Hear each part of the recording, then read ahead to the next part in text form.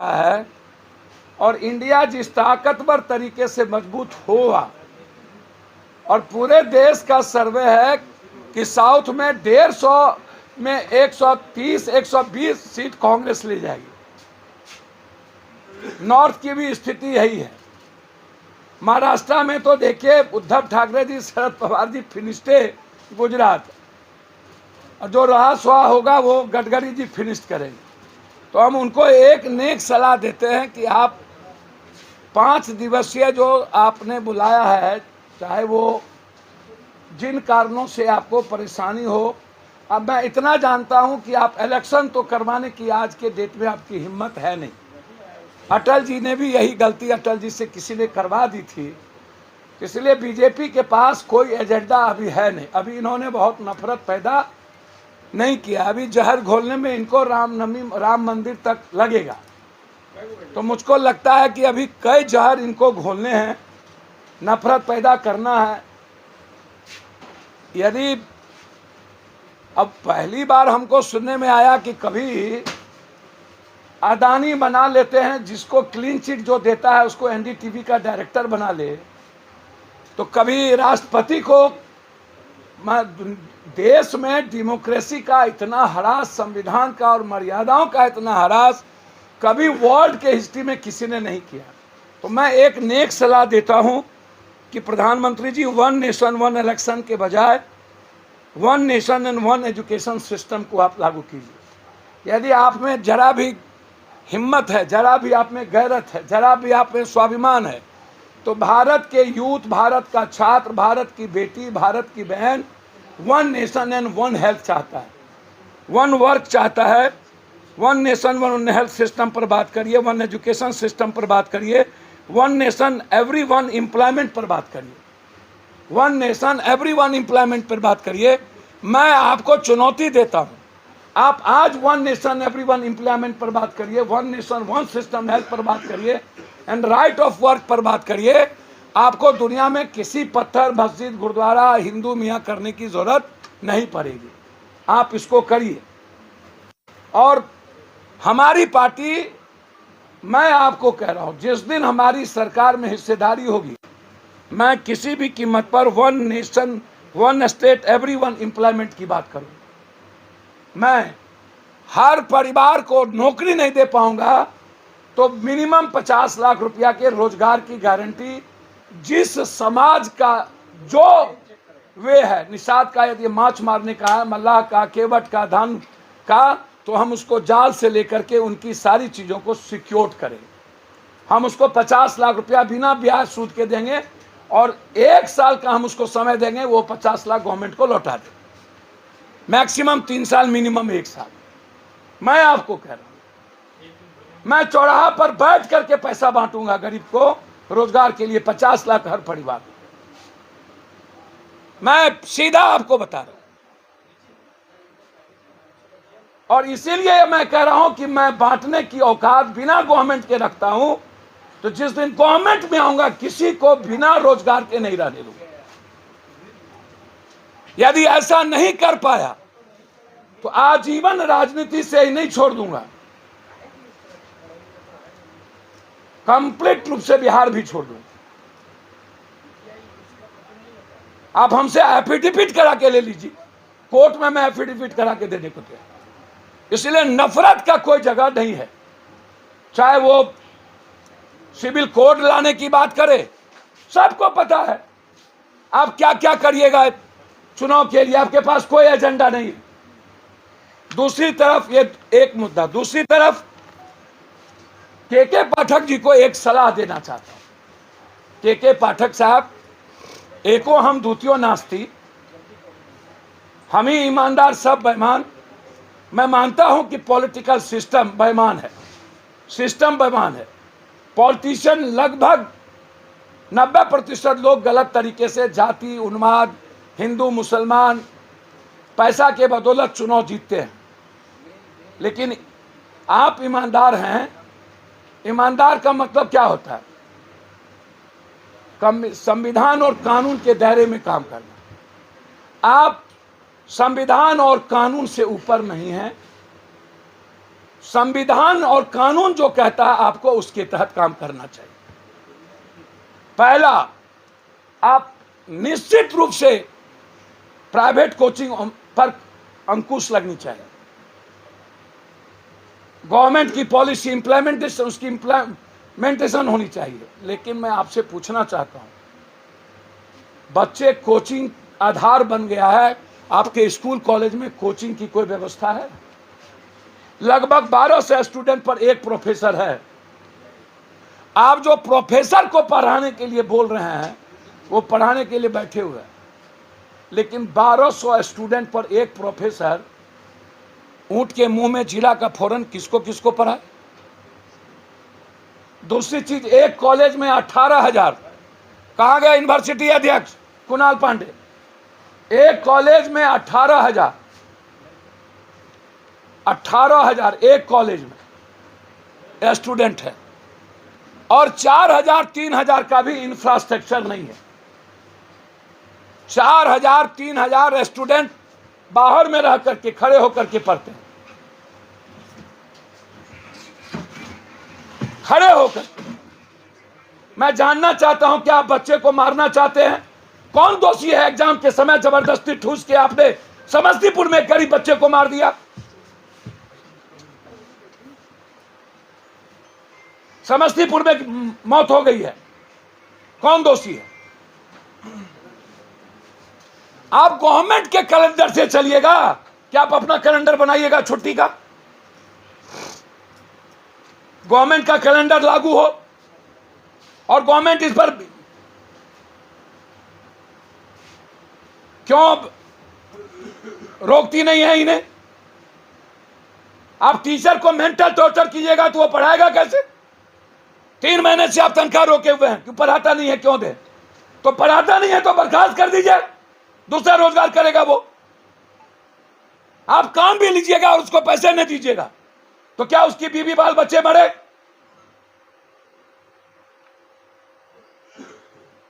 करिए ना नरेंद्र मोदी इस पर। 67% डॉक्टर नहीं है।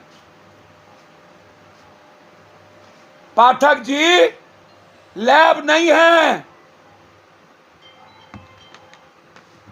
कॉलेजों में 10,000 स्टूडेंट के लिए केवल मात्र 20 कमरे हैं, मात्र 20 कमरा, जबकि कम से कम सेक्शन वाइज बातें की जाए तो 90 कमरे की जरूरत है। सेक्शन वाइज पूरे कमरे में, पाठक जी जवाब दे दीजिए। सभी महाविद्यालय में स्पोर्ट्स एवं कल्चर की सुविधा नहीं है, जिससे बहुत बच्चे स्पोर्ट्स के क्षेत्र में आगे नहीं बढ़ पा रहे। 1-2 महाविद्यालय का छोड़कर लगभग किसी महाविद्यालय में हॉस्टल की सुविधा नहीं है, और जिसमें है उसका अनुपात बहुत कम है, जिसमें सभी छात्रा महंगा जगह पर रेंट लेकर के रहता है। हम चैलेंज करते हैं आपको, आप स्टूडेंट बाहर ना रहे इसके लिए हॉस्टल का निर्माण करिए और एक सेक्शन में 90 बनाने की बात करिए। शिक्षा विभाग बिना इंफ्रास्ट्रक्चर के 75% उपस्थिति कैसे करवाएंगे? कैसे पढ़ेंगे और उसका विकास कैसे होगा? हमारे यूनिवर्सिटी अध्यक्ष यहां बैठे हैं। एक मारवाड़ी कॉलेज में 18,000 ना, कहां 12,000 20 कमरा मात्र। जीडी कॉलेज बेगूसराय में 38,000 स्टूडेंट एक कॉलेज में। पाठक साहब, ये भी तो सस्ती लोकप्रियता की ओर क्यों भाग रहे हैं? बड़ी मछली को पकड़िए ना।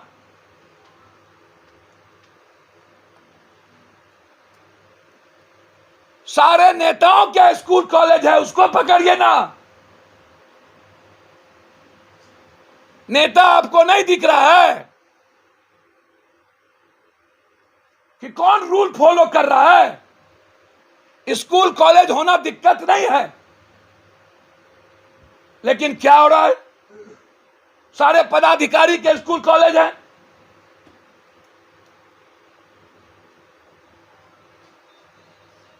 कहावत है, वो उस नाम नहीं लेंगे, भैया से न जीती था भौजी के, वो बात नहीं करेंगे हम। वही हाल आपका है। आप अच्छा काम करिए। पप्पू यादव आपके साथ खड़ा है प्राइवेट कोचिंग के सवाल पर, लेकिन कोचिंग की शुरुआत किए बगैर नहीं। एक कोचिंग में, एक क्लास में 400 300 बच्चे को पढ़ाए जाते हैं खड़े होकर के, अरबों खरबों रुपया कमाया जाता है। कुकुर मुत्ते के तरह कोचिंग है, लेकिन अहंकार में नहीं, कानून में रह करके काम करिए। 38,000 जीडी कॉलेज बेगूसराय का क्या जवाब है आपके पास? जब आपके पास 1000 बच्चों के लिए क्लास नहीं है तो आप कैसे 75% आप बात करिएगा?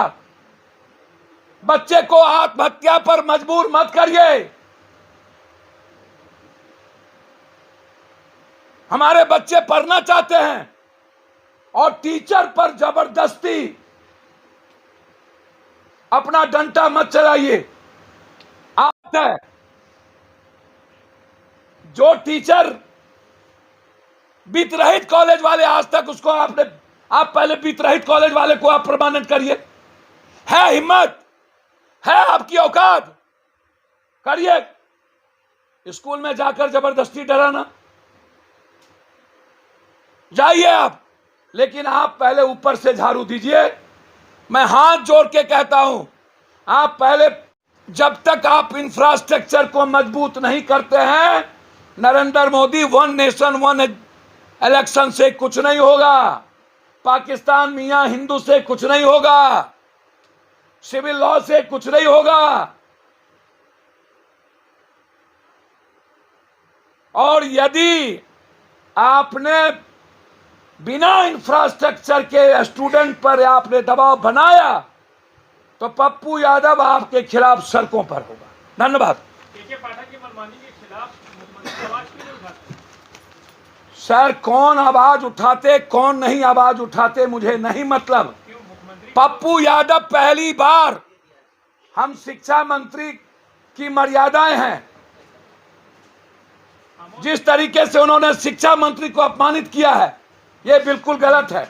ये अलग बात है कि शिक्षा मंत्री का क्या, उनके पीए का क्या, सब एक तरह नहीं होते हैं। मैं नहीं मानता कि शिक्षा मंत्री चोरी कर रहे होंगे।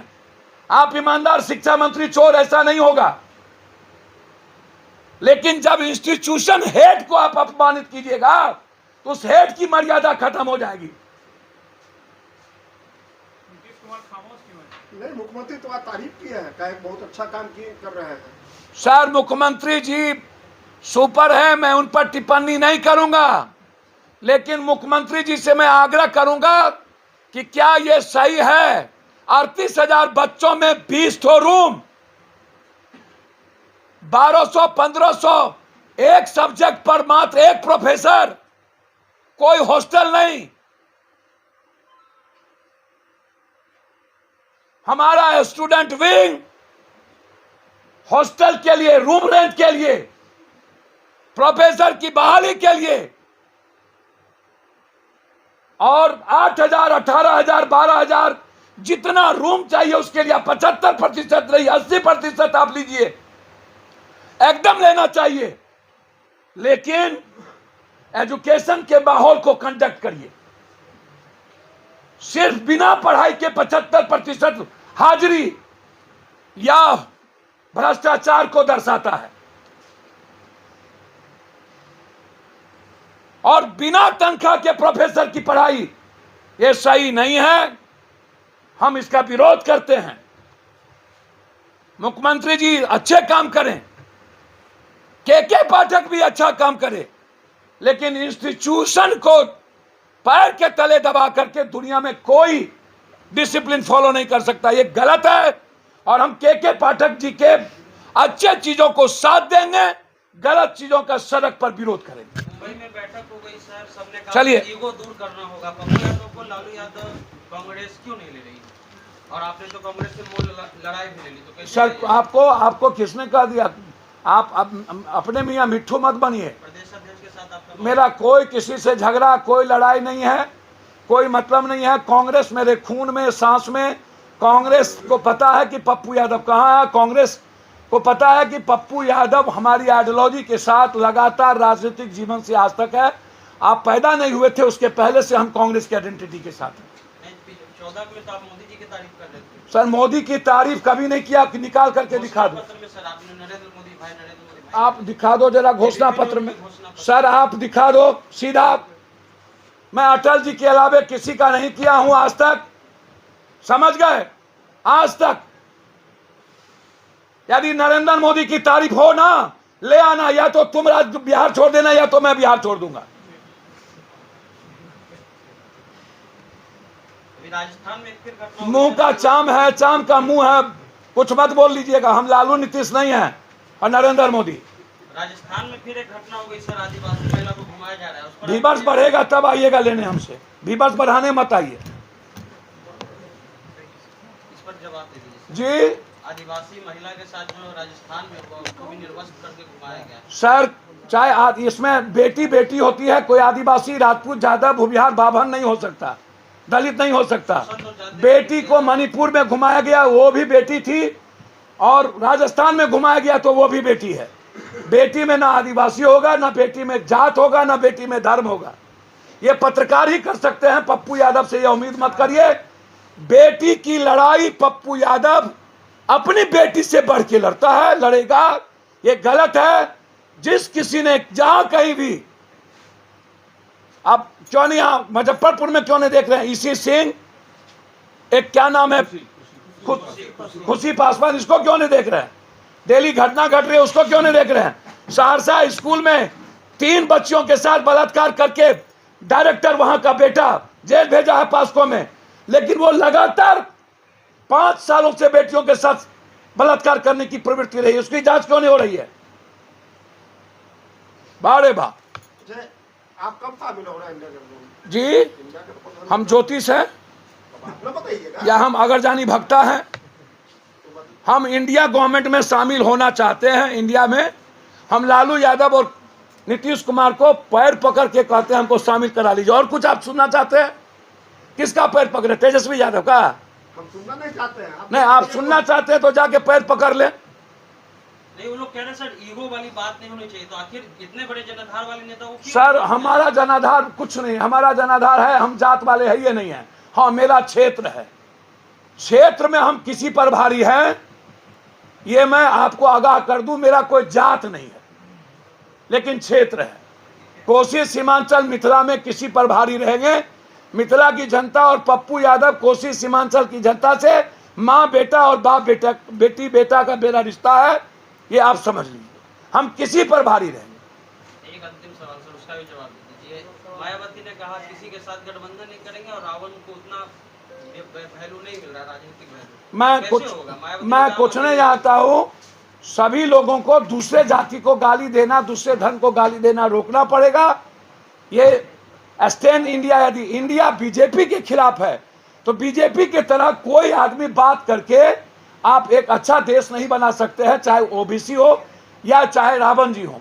रावण जी एक अच्छे लीडर है, रावण जी एक आने वाला भविष्य है, आने वाला सुनाना है। रावण से अच्छा मरने लड़ने का जज्बा मैं नहीं मानता कि वर्तमान निकट भविष्य में किसी दलित लीडर के पास है। बस हमें किसी ऊंची जाति को गाली देकर ही अपना बढ़ाना ये कहीं से उचित नहीं। मायावती बिल्कुल लीडर है, अकेले लड़ेंगे भैया। मायावती जी अपने आप में लीडर हैं। बीजेपी को कान इधर से पकड़ो, कान उधर से पकड़ो, मदद किधर से भी करना है तो करना है, उसमें मेरा क्या है। मैं चाहूँगा, मायावती जी का एम्बिशन है हिंदुस्तान में कोई दलित लीडर हिंदुस्तान का पीएम प्रधानमंत्री हो सकता है। खड़गे जी हैं, मायावती जी हैं, सब है। चंद्रशेखर रावण को आगे कर दीजिए, बनाइए पीएम उसी को, चंद्रशेखर रावण को बना दीजिए, खड़गे जी को, पता चल जाएगा। ये हिंदू हिंदू जो करता है, इससे बड़ा हिंदू नाम उद्धव ठाकरे, बाला साहब ठाकरे है। हो सबसे बड़का हिंदू बीजेपी तो बाला साहब ठाकरे ही ने पैदा किया। इसीलिए प्राइम मिनिस्टर के कैंडिडेट के लायक ये लोग अच्छे हैं। मायावती जी को अकेले लड़ने का सलाह तो हम नहीं देंगे, आग्रह करेंगे कि बीजेपी को बेनिफिट ना पहुंचाइए।